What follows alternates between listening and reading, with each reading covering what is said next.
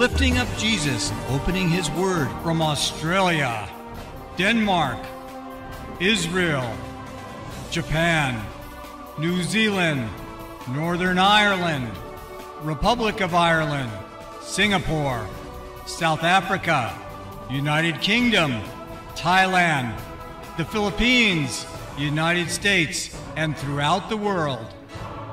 You're watching Moriel TV.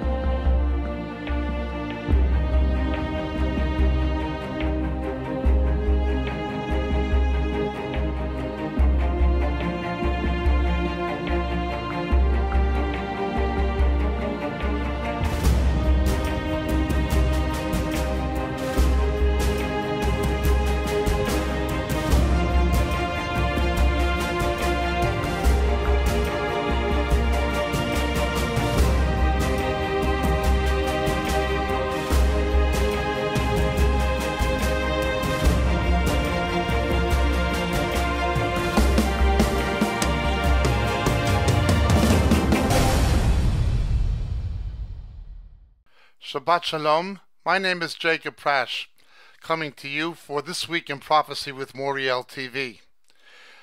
Speaking to you from the Syrian border on the eastern slope of Mount Hermon, Har Hermon, and the Golan Heights. Let me explain exactly where we are. If you look between the two red roofs, you'll see a fence in the distance. That is the official border of the United Nations ceasefire zone, the no man's land, with Syria on the far side and Israel on the near side. Take it back a half. I said on back of us directly. I just want to get that one last half sentence out of there. Okay. Ooh, you ready? We're speaking from a Druzy village. The Druze are a sect that are not Muslims. Although they speak Arabic, they're loyal citizens of Israel, serving in the military and so forth. But there is a Druzy community in Syria as well as in Lebanon. But the Syrian government policies will not allow communication between the Syrians who are Druzes and the Israelis who are Druzes. Families are divided. You can see them literally yelling across the border because the Syrian government will not even allow telecommunication. They ask things like, has any babies been born in our family? Has anyone been married? Has anyone died in our family? Because they just don't know. There's no direct communication allowed by the Syrian government. Hence the Druzes literally yell across that fence as loud as they can, trying to exchange news with family members because of the policies of the Syrian government. Directly on back of us, where I'm pointing, is Har Hermon, Mount Hermon, certainly the Mount of Transfiguration, where the Lord Jesus would have walked with Moses, and with Elijah, where Peter wanted to build 3 booths.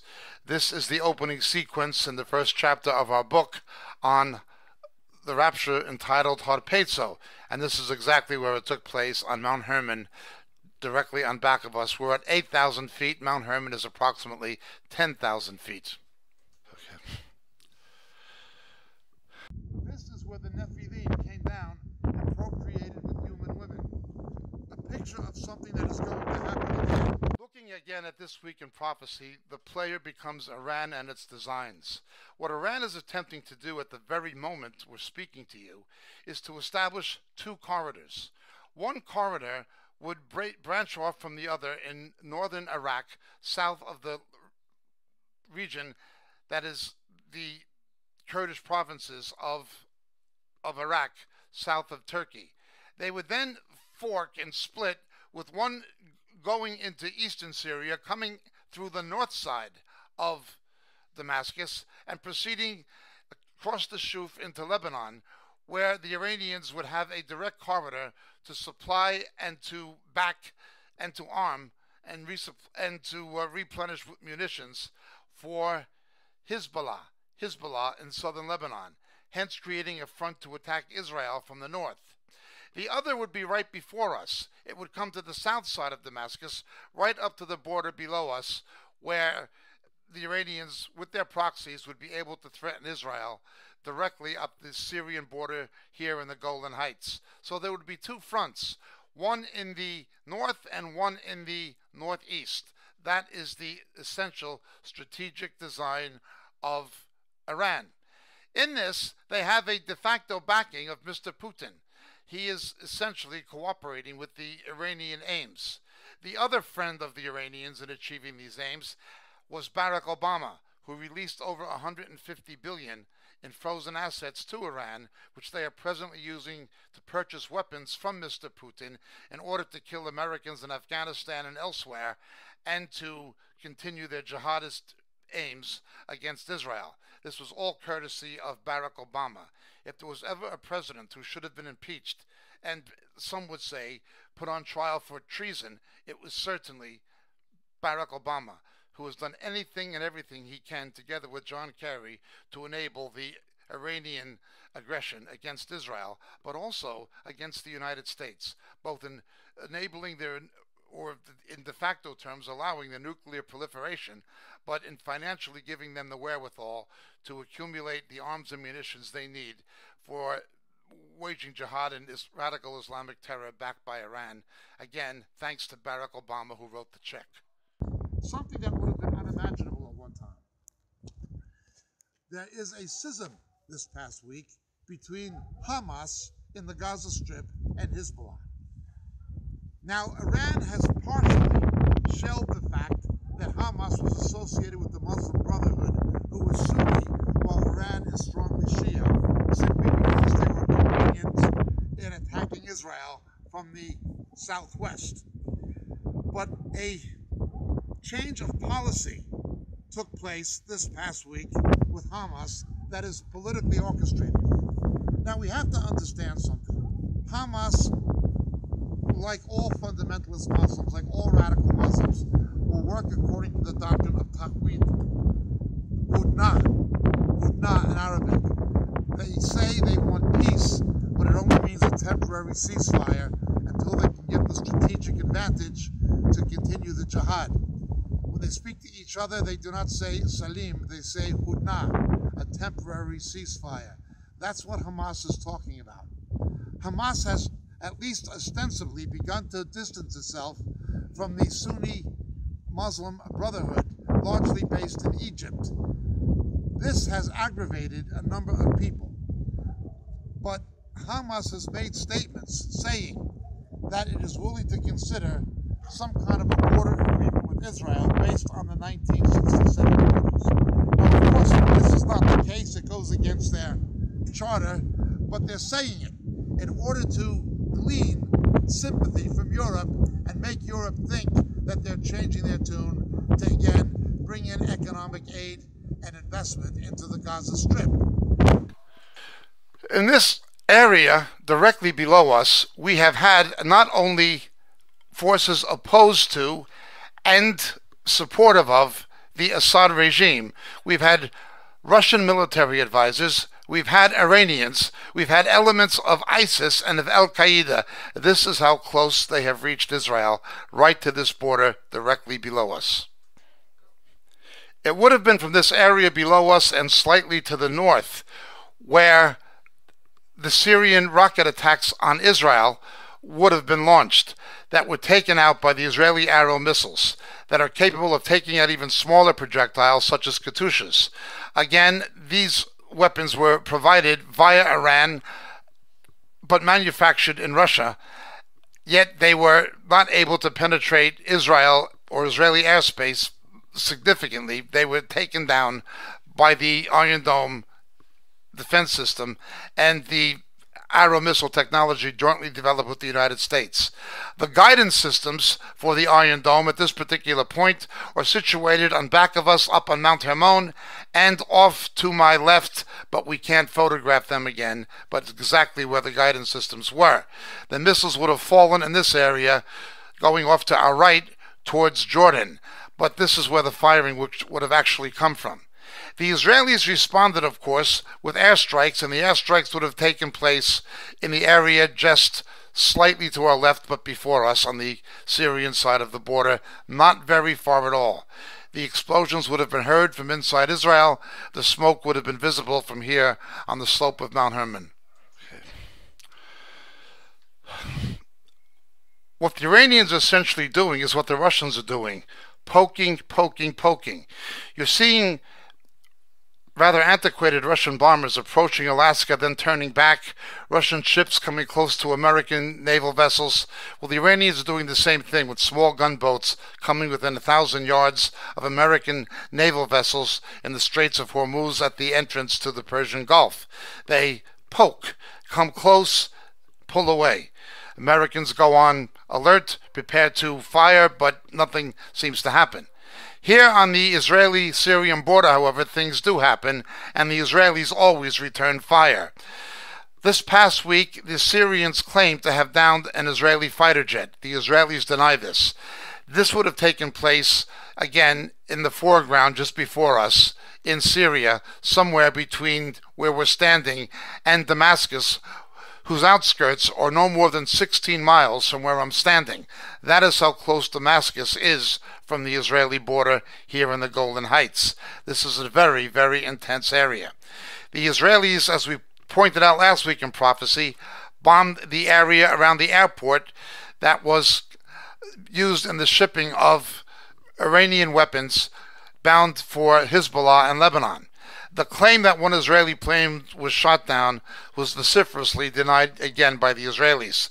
But there is a probable deployment of the Russian S-400 anti-aircraft missile system.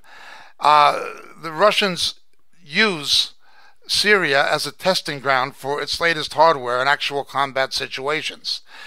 It would appear, however, it has not been working as good as it's claimed to be, but again, we don't know exactly for sure. A more advanced Soviet anti-aircraft system, the S-500, is under development and it is claimed will be superior. It is always a technological battle with the Americans and Israelis needing to technologically re-innovate to keep up with the anti-aircraft measures that the Russians provide via Iran to Syria, and it's all taking place right before us. But now let's look even further at this week in prophecy. This week in prophecy, something that would have been unimaginable 10 years ago or even 5 years ago transpired. We now have a public schism, a falling out between Hamas in the Gaza Strip and Hezbollah in southern Lebanon. Because of the Sunni-Shia divide, there has always been something of a problem in their relationship, but because of the common enemy Israel, and because of Iranian willingness to arm both Hamas and Hezbollah, there has been a kind of political cooperation. Interestingly, though, they never really worked in strategic cooperation. When Hamas was attacking Israel on the south, Hezbollah never attacked on the north, and when Hezbollah was attacking on the north, Hamas never attacked on the south. It was always a political cooperation. It was never really fully a strategic one, except in very limited terms. Again, this is partially related to the politics of the Sunni-Shia divide and certain other factors. Nonetheless, let's understand what's actually happening. When Yasser Arafat was alive, the Palestinian Authority, which was the successor of the PLO, the Palestinian Liberation Organization, essentially pilfered and plundered. They swindled, embezzled most of the international aid given by Europe, America, and others to build infrastructure in the Gaza Strip. Schools, roads, hospitals, etc. The money was essentially embezzled and stolen. This motivated people in Gaza, in their frustration, to switch their support to Hamas. Hamas, however, diverted the aid to military construction and to funding terror against Israel, which they called continuing the jihad. Hamas had a civil war in Gaza against the Palestinian Authority, and with Iranian backing, it came out on top. This was not the first time there was a civil war among the so-called Palestinian Arabs. And in their civil wars, they kill a lot more of each other than the Israelis ever kill in self-defense, but the Western media is reluctant to report that.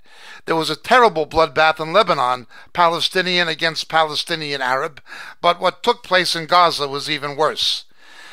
Now, however, Hamas wants to make a play for the West Bank and to either circumnavigate or, if possible, ultimately displace Hamas and the Palestinian Authority. Hence, they are making a diplomatic move that many are decrying. They have appointed a new political chief this week in prophecy. His name is Ismail Haniyeh. He is a major figure in the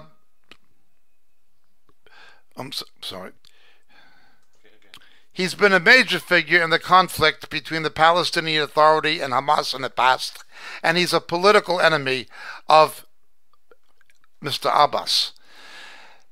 They're actually beginning to talk about the possibility of some kind of a recognition of Israel's right to exist in very hypothetical terms. They're doing this to groom the sympathies of the European left and of certain people in America. Certainly in the hope of getting more international financial aid, which they can apply to their own purposes, but also for propaganda purposes at a strategic time. What is the time? The time is the advent of Mr. Trump's arrival in Israel within the next 2.5 weeks and his upcoming visit to the Kingdom of Saudi Arabia. In anticipation of these events, they've begun to make a move.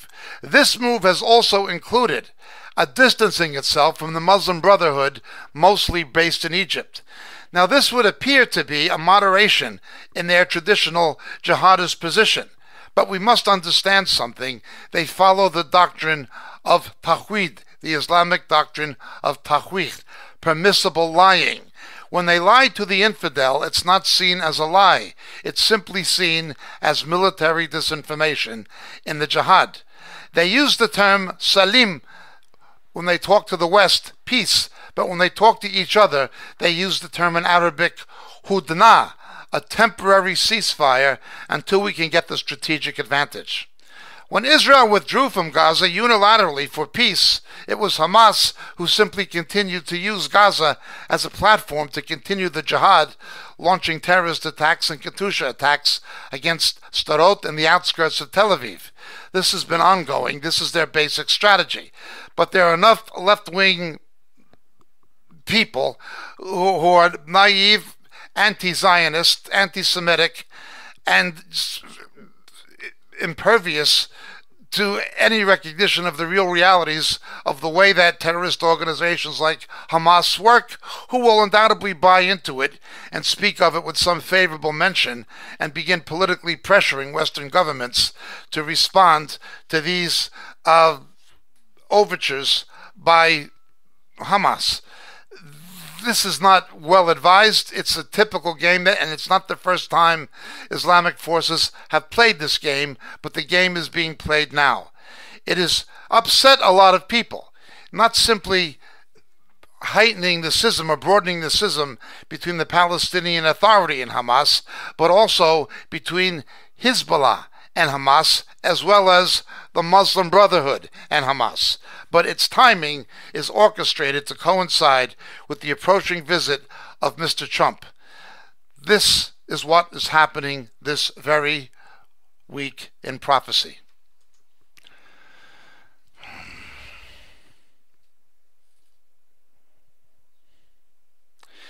In anticipation of Mr. Trump's arrival, the White House and the American State Department have stated that Mr. Trump is stipulating that for there to be any progress in reviving a peace process supported by the United States and the United States influencing Israel to the peace table, that there must be a cessation of the funding and the paying of stipends to the families of terrorists who are in the West Bank by the Palestinian Authority.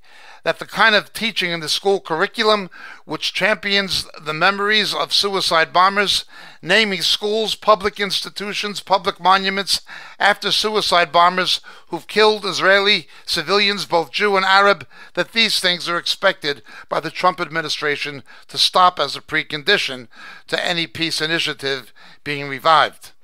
With this arrives Jared Kushner, Mr. Trump's son-in-law, in whom Mr. Trump has expressed some confidence in his negotiating ability, despite a lack of diplomatic experience, as far as anyone is aware. This is quite interesting in that he is Jewish. He would not, however, be the first American Jew by any means to attempt to resurrect the peace process between Israel and the Palestinian Arabs. Madeleine Albright was Jewish and attempted to do this, and of course so was Henry Kissinger. Nonetheless, we know that the Antichrist will somehow have a Jewish identity in some sense, and he will bring a false peace to the Middle East. We are not saying that Mr. Kushner is that or anything like that, any more than Madeleine Albright or Henry Kissinger was. We just say it is interesting and it is something to keep an eye on. The Antichrist is the only one who will bring a false peace to the Middle East ultimately. It will be the Lord Jesus who will bring a true and lasting peace. Now, with Mr. Trump coming and the prospect of negotiations being revived, Hamas, which has been isolated, wants a place at that table. That is why this past week in prophecy, it has been ameliorating its position, trying to outflank Mr. Abbas as the sole spokesman for the Palestinian Arabs.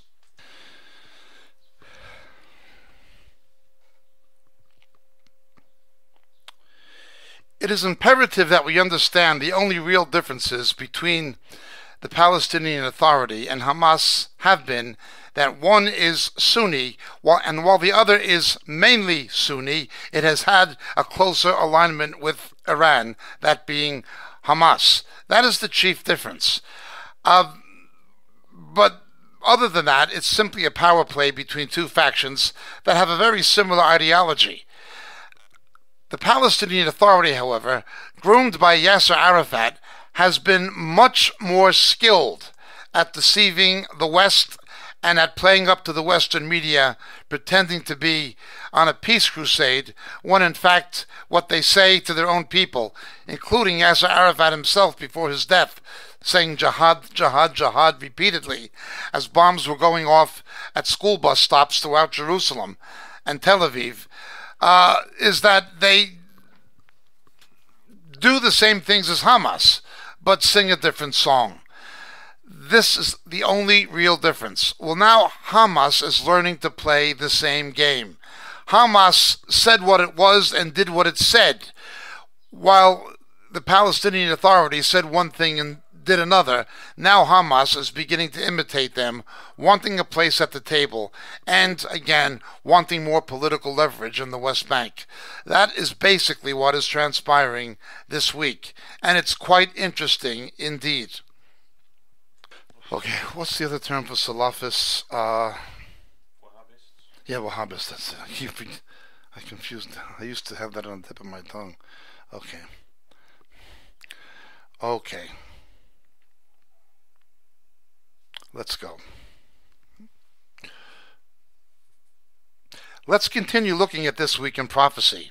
The State Department and White House also announced that Mr. Trump will be visiting Saudi Arabia and having direct negotiations with the King of Saudi Arabia, whose regime is less stable than many people imagine, and who are somewhat quaking in the shadow of the Iranian threat. Mr. Trump is interested in negotiating a mega arms deal again with the House of Saud, who are the de facto government of Saudi Arabia. These people are, of course, Wahhabists. They are Salafist Islamists who are pro-Sharia and who fund Islamic extremism globally. While you cannot bring a New Testament into Saudi Arabia, they fund the proliferation of pro-Sharia mosques, schools, madrasas, etc., and other Islamic institutions throughout the Western world, including the United States, and do so with the blessings of the American government. We are drawn back to the words of George Bush Sr., "The Saudis are our friends." Again, as I've said before, a regime that will behead people for becoming Christians may be a friend of Mr. Bush, but he's no friend of America, certainly not Christian America. The Bush administration, both of them, and certainly people like Dick Cheney and James Baker, did nothing but pander to the Saudi Arabians, even in the aftermath of the September 11th attacks, withholding from the public the involvement of key members of the House of Saud, that is the Saudi Arabian government, in what happened on September 11th, when most of the hijackers were from Saudi Arabia. And the Bush administration continued the express visa program to bring in more Saudi Arabians for a full year after September 11th. We can say safely, without exaggeration, that the House of Saud, who funded the radicalism that resulted in September 11th, carried the Bush White House around in their back pocket.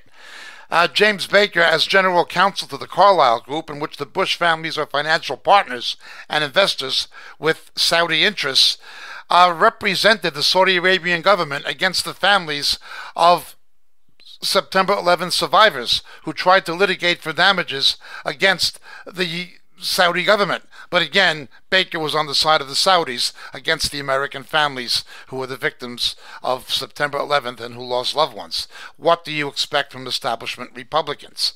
However, this kind of policy was continued by the Clintons. Hillary Clinton alone, with the Clinton Foundation, received $25 million from the women's rights, from the human rights, from the Christian rights violating Saudi regime. And of course it was continued by Barack Obama. That goes without saying, except Barack Obama even more so pandered again to the Iranians. We've seen one betrayal after another. We had the hope that this would begin to change with Mr. Trump. So far, it really has not changed too much, even though he will use the term Saudi terror. The Saudi government, again, will not allow bringing a New Testament into Saudi Arabia. I know, I've been there. But that did not stop George Bush Jr., George W. Bush, from putting a Koran given to him by the King of Saudi Arabia in the White House library after September 11th to honor Islam. It was the Bush family who began celebrating Ramadan in the American White House. I would like to know if the King of Saudi Arabia would receive a New Testament from an American president and celebrate Christmas or a Christian holy day inside the royal palace in Riyadh. The answer would, of course, be no, but those things mean nothing to the political whore class that runs most American administrations of both parties. What do you expect from a prostitute, except for a prostitute to behave like a prostitute? Well, a political prostitute like Bush is no different, or Obama, or Clinton, as the case may be. But there was a hope that Mr. Trump would be different. This week, however, CAIR, the Council of American Islamic Relations, 3 times its senior officials were cited by the Justice Department and the FBI as unindicted co-conspirators in the funding of terror, yet the organization is allowed to continue to exist simply because of the political influence of the Saudi Arabian government in the United States. It has its front men like Mr. Zogby and Mr. Cooper, indifferent to the fact that they're demanding the same kind of rights for Muslims in the Western world and in America that the Islamic world and the Islamic countries that fund them, like Saudi Arabia, denied to Christians, Jews, and others. Again, they have rights, we don't. Well, this week they demanded the removal of an American military instructor who was teaching counterterrorism because of the way he spoke directly about the realities of Islamic doctrines of jihad. They've also demanded removals of police department training programs and even certain textbooks that they found offensive to Islam. How can you defeat an enemy that you're not allowed to describe? Now again, so far, Mr. Trump has really not done anything about Saudi Arabia. He's not even released the 28 pages of documentation linking them or showing their involvement to the events that preceded September 11th. This is most discouraging. Again, it's early days. We're looking to see what Mr. Trump will actually do. Please pray for him and for Mr. Pence that he will not sell out to Saudi Arabia for money or for oil money the way preceding administrations have. We understand the reality of needing Saudi Arabia on our side against Iran, but that should work both ways. It should be reciprocal. And so far it has not been. We've always called for the CAIR to be investigated by Congress and to be closed down as an organization whose senior leadership has been linked to Islamic terror. It needs to be closed down on the grounds of national security. Nonetheless, this is what is happening this week with Mr. Trump and his relationship with the Saudi Arabians. In Israel, there is a high expectation as to what Mr. Trump will do concerning his promise to relocate the American embassy to Jerusalem. Will he do it or will he break the promise? That remains to be seen. I will bless them that bless thee and curse them that curse thee. It is my prayer and my hope that Mr. Trump will keep that promise and relocate the embassy, at least its main headquarters, where the ambassador's office will be, to Jerusalem. That's what he said he would do, and it's a reasonable expectation for him to keep his word, not only to Israel, but to the Christian supporters who are supportive of Israel, who voted for him. We shall see. He's coming in 2.5 weeks. If we just go back a half step. Okay. Ready? Another curious news item was released in the international press this week as well, and on internet, and it made front page news here in Israel, but was downplayed in the United States as just more rhetoric from North Korea. For the first time significantly, however, at least with any major amount of focus or emphasis or amplification, the North Koreans have threatened to punitively rain destruction upon Israel. They are thousands of miles away from Israel. They're not an Islamic country. They should have no agenda. But North Korea has exported any weapon it has ever made, and it has exported them to rogue states for state-sponsored terror. And now, of course, they're on the precipice of attempting to get a nuclear capacity, as is Iran. But North Korea this week actually threatened to destroy Israel. That's quite a thing. Whether or not this relates to the kings of the East, many people will have many views of that prophecies in the book of Revelation. Nonetheless, it has not gone without notice here in Israel. Something else transpired this week in prophecy. Okay.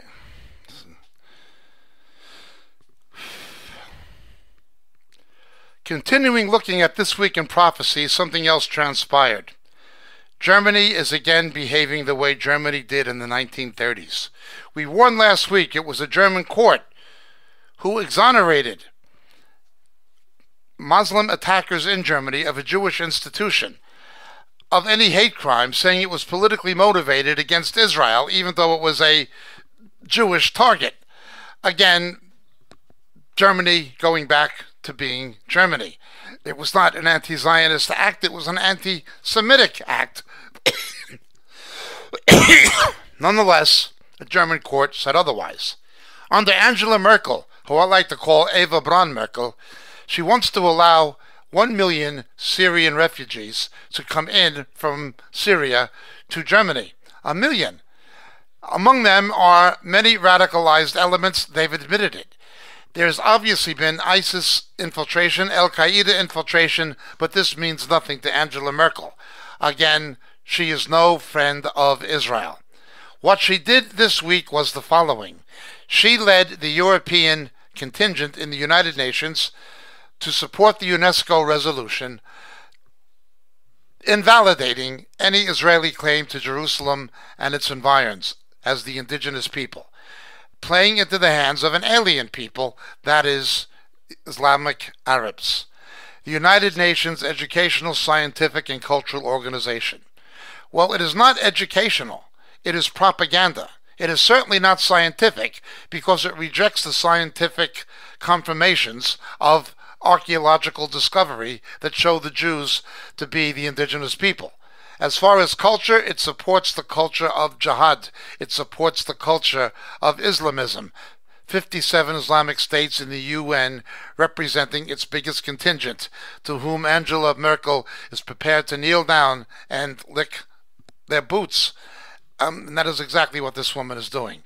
Despite the Islamic attacks in Munich, Paris, south of France, and in Brussels, doesn't mean anything to her. The question is, why are these Arab Muslim refugees not going to the oil-rich countries of the Persian Gulf and Saudi Arabia? Why do they want to come to Europe to have the German taxpayer pay for their social benefits? Why do they want to come to the United States? Why aren't they staying in their own region with their own culture, their own religion, and their own language, where oil-wealthy Muslim Arab states can take care of their own, instead of exporting them to Europe, America, and the West? This is a very good question that the mainstream media does not wish to answer, but it's a question that needs to be asked and certainly should be answered. And if anyone should be made to answer that question, it is Angela Merkel. Nonetheless, this is the reality of what this terrible, terrible woman is doing. She's an absolutely terrible woman. We see Germany returning to its 1930s past that led up to the anti-Semitism that predated the Holocaust. Quite a situation. An attack on a Jewish institution, and the German courts say it was not a hate crime. It was only a political statement against Zionism. There's been public films, footage released on internet, on YouTube, showing these Islamic refugee gangs groping and sexually assaulting German women at Christmas time in public squares and at Christmas pageants in the streets of Germany, saying they have a right to do so because the women are infidels. Again, with the de facto blessings of Angela Merkel, who wants to let this continue. Well, France is going to be ruled by one woman or another. If Mr. Macron is elected, it'll be ruled by Angela Merkel, who, like Mr. Macron, will pander and continue to pander to radical Islam. Or it will be ruled by Marine Le Pen. The problem with her being Le Front National, the National Front, and its anti-Semitic history.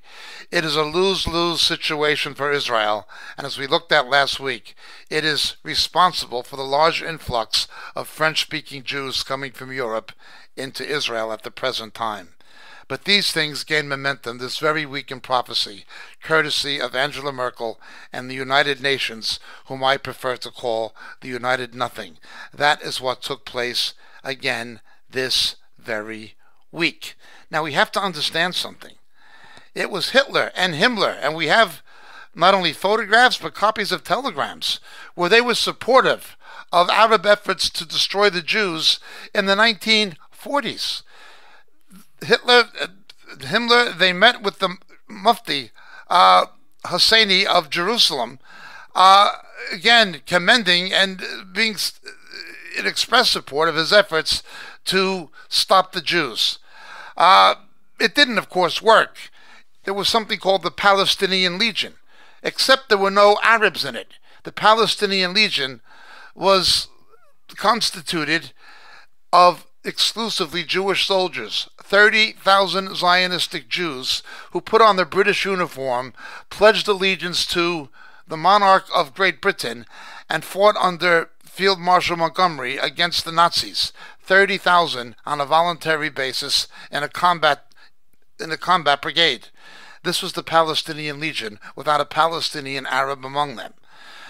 Hitler took the side of the Palestinians. The British at that time took the side of the Zionists until, of course, the white paper was then withdrawn, placing Israel in a very precarious situation. Should they continue to support the British, or should they simply stand alone or fight the British? Israel was put into a horrific situation in Great Britain, most particularly by the Labour Party. Nonetheless, the situation continued, and it's continuing until this day. Theresa May, following through on this policy, was the stooge. She was the gopher for Barack Obama's last official act as president, when he put the dagger in the back of Israel in the UN vote, from which the UN abstained, but Great Britain, at the behest of Obama, voted against Israel. This was most troubling. And again, had it not been for Mr. Trump, I believe God's judgment would have come on America as a result of it. But beware, his judgment is still going to come against those who curse Israel and who pander to Islam, an Islam that persecutes Christians. The Germans also had an acute interest in placating the Iranians, the Persians, because Hitler was very interested in anthropology, knowing that the Iranians are Aryans, that is, they're anthropological first cousins of the Jews, and he saw them as a potential ally, not just against the British, French, and Americans, but against the Jews. That was always Hitler's idea from the beginning, and we see again rapprochement policies within the European governments led by Germany, wanting to somehow try to befriend Iran instead of taking the radical stand that they need to. Now again, this is not simply the Europeans. Even when the United States had its naval personnel illegally apprehended and taken captive by the Iranians, allowing America to be humiliated, John Kerry thanked the Iranians for being gracious to the Americans, as the Americans knelt there with guns pointed to their heads and their hands on top of their foreheads. This was John Kerry's reason to thank Iran. Fortunately, with Mr. Trump, this kind of humiliation of America and the West has come to an end, but the future is still very much in play concerning Iran. We will see what happens, but beware that what was happening this week in prophecy concerning Iran is undoubtedly related to the prince, that is the principality of Persia, in Daniel chapter 10, a demonic power that Satan will try to use to destroy Israel on the last days. In light of last week's This Week in Prophecy, we looked at the role that Turkey has increasingly played in northern Iraq and in eastern Syria, and again, it is not difficult to construct a scenario that would very much harmonize with a Gog and Magog battlefield situation, as recorded not in the book of Revelation at the end of the millennium, but another Gog and Magog in Ezekiel chapters 38 and 39. Again, we're not prepared to be definite or dogmatic concerning it, but it does seem that that could take shape very easily. Now, the Iranians have made these gains into Syria in a clever way. Being Shia, they're opposed to Sunni, and because ISIS is Sunni, the Iranians came in as allies in the war against ISIS. But once you enter northern Iraq, it is easy to come into Syria and to support the regime of Mr. Assad. Again, their real aim are the corridors, one ending in southern Lebanon at the Mediterranean, the other ending right under our eyes, right under where I'm standing at the border with Israel, here at the Golan Heights. These things are happening right where I'm pointing, at the fence right beneath us. That is how close the Iranians have reached Israel. But let's understand how the Iranians actually operate. Ready? And so we see the stage being set, not just for the return of Christ, but what will precede it, the coming of the Antichrist. As the Lord Jesus returns on a white horse, the Antichrist will first come on a white horse, misrepresenting himself as a man of peace, but he will not be that. We see in Europe now the Brexit negotiations, Britain and Germany coming to loggerheads, trying to make the iron stick to the clay. Greece demanding some kind of debt relief again from Germany. The iron, the strong countries, led by Germany, trying to make the clay stick to the iron, even though they do not naturally adhere. I was reading this past week the writings of Irenaeus, the last living link historically with the apostles, through the line of Hegesippus and Papias.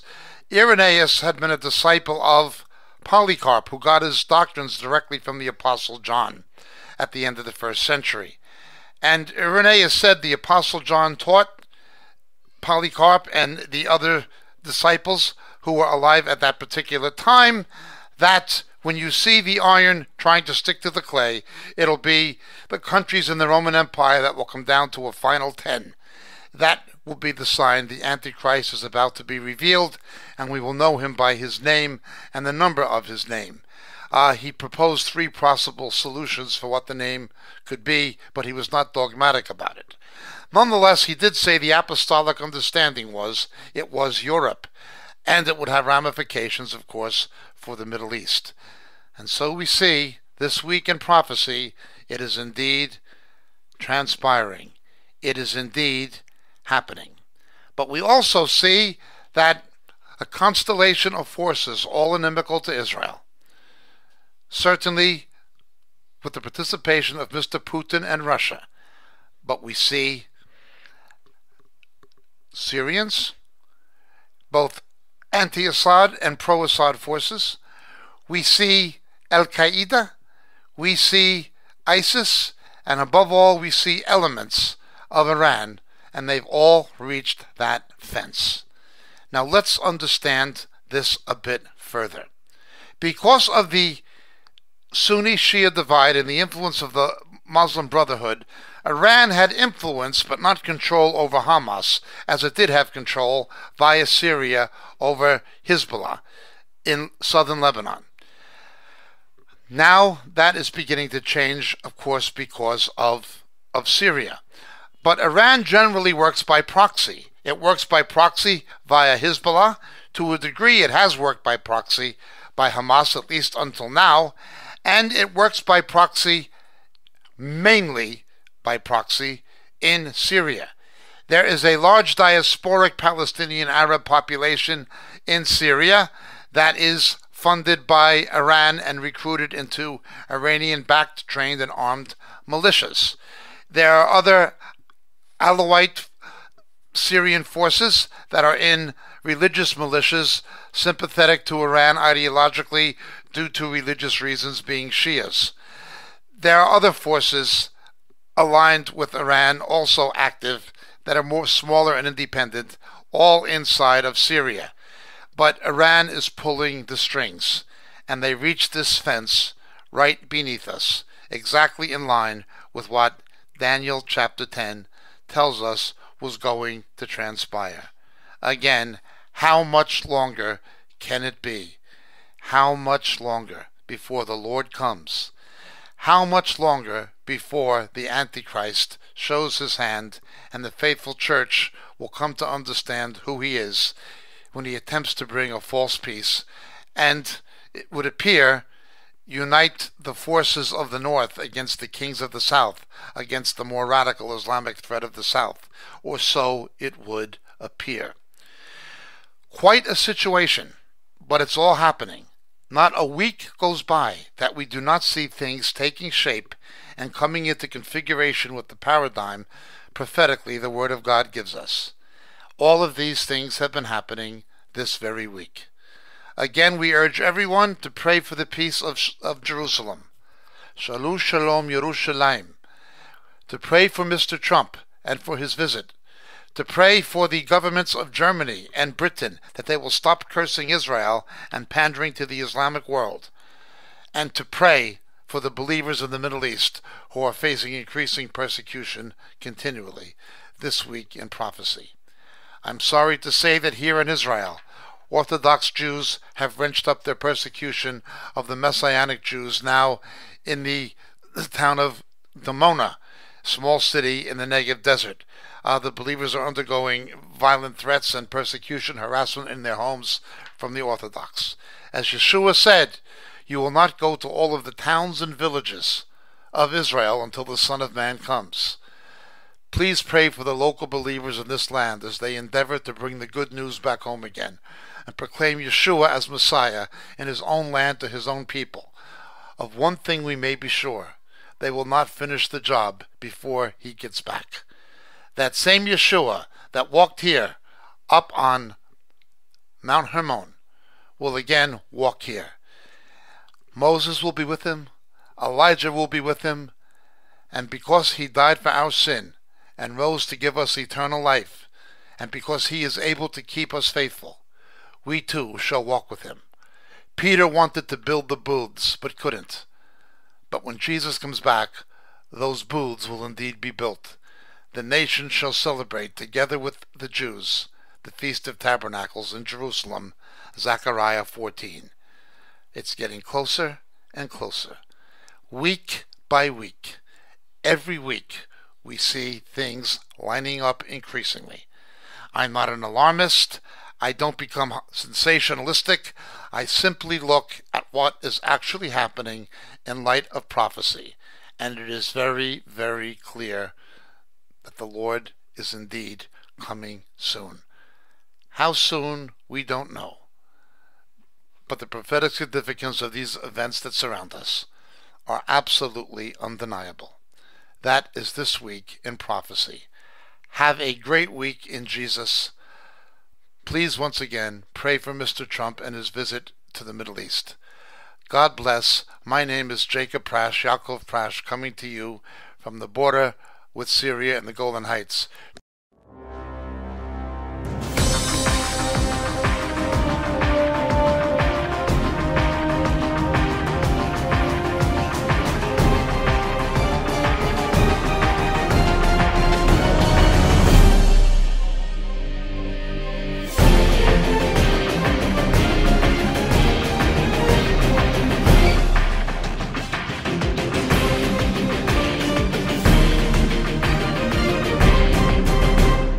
Blessings, dear friends. Greetings in Jesus. This is your friend Jacob Prasch speaking to you at the moment from the UK. You know, so many of the questions we get in our Roku broadcast and on our Vimeo clips and on YouTube deal with subjects that we deal with much more extensively in our books. We can't, for the sake of brevity, go into the kind of depth in a TV broadcast we can actually go into in a book. But so many of the questions come from material that are expounded in the books on a much more broader scale that it's almost frustrating sometimes that we can't spend hours and hours answering the questions that are given to us. Obviously, practicality dictates that's not a possibility. The books are there. They're available.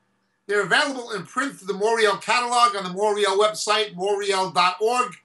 But in this day of Kindle and electronic books, they're also available through Amazon, and they're available through Kindle. The three books that would be the most referred to in the questions we receive are the three latest books. The first being The Dilemma of Laodicea. The Dilemma of Laodicea.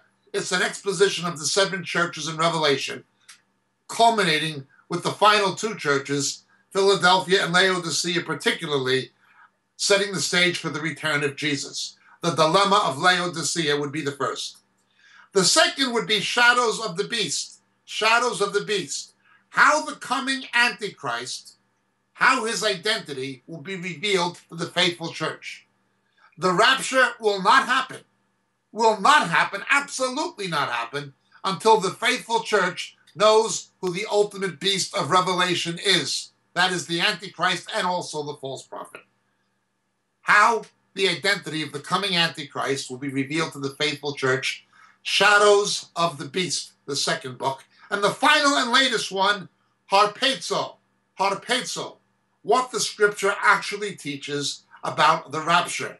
the snatching away, which takes place between the 6th and 7th seals in the book of Revelation. So these 3 books, The Gem of Laodicea, Shadows of the Beast, and Harpazo, all available in the Moriel catalog, all available through Amazon, and all easily available electronically by Kindle.